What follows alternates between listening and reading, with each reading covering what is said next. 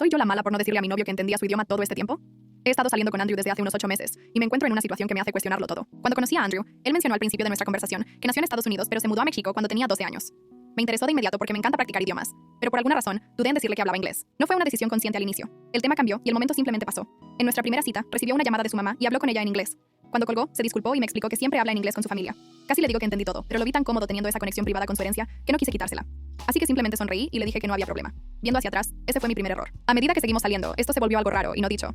Cuanto más tiempo pasaba sin mencionarlo, más incómodo se volvía a traerlo a colación.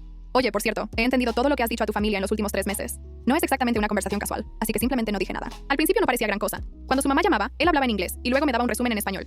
Yo asentía, aunque entendía perfectamente cuando su mamá preguntaba si yo era una chica con la que podría tener algo serio, y él decía que era diferente a las demás, en el buen sentido. Eso en realidad me hacía sentir especial, escuchar cómo hablaba de mí pensando que yo no entendía. Pero hace como 2 meses, las cosas empezaron a ponerse raras. Su primo Manuel se mudó temporalmente con él mientras buscaba trabajo, y de repente escuchaba muchas más conversaciones en inglés, y no siempre eran halagadoras.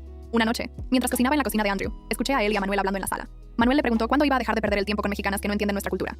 Andrew no me defendió. En lugar de eso, dijo algo como: no es nada serio con Sofía. Es divertida por ahora, pero obviamente terminaré con alguien que mis papás aprueben. Casi se me cae la espátula que tenía en la mano.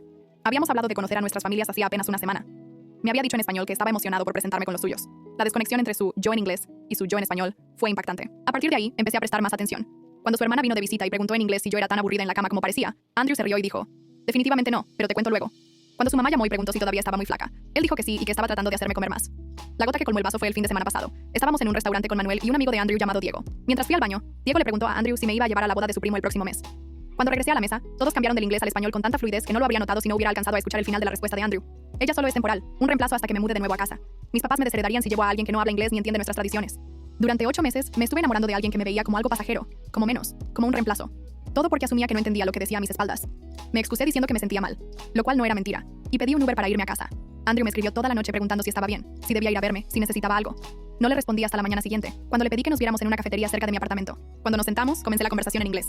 La expresión en su cara es algo que nunca olvidaré. Shock, confusión, y luego el lento darse cuenta del horror de lo que eso significaba. Le dije, aún en inglés, que había entendido todo este tiempo. Lo bueno, lo malo y lo feo. Él intentó retroceder, diciendo que había malentendido, o que solo decía esas cosas para quedar bien con su familia y amigos. Le pregunté por qué sentía la necesidad de mostrar versiones tan distintas de sí mismo y de nuestra relación según el idioma que hablara. Se puso a la defensiva, luego se enojó, y me acusó de haberlo espiado y de violar su privacidad por no decirle que entendía inglés.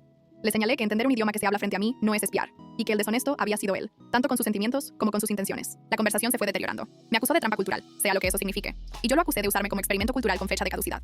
Terminamos sin resolver nada. Se fue furioso diciendo que necesitaba tiempo para pensar. No he vuelto a saber de él en 3 días.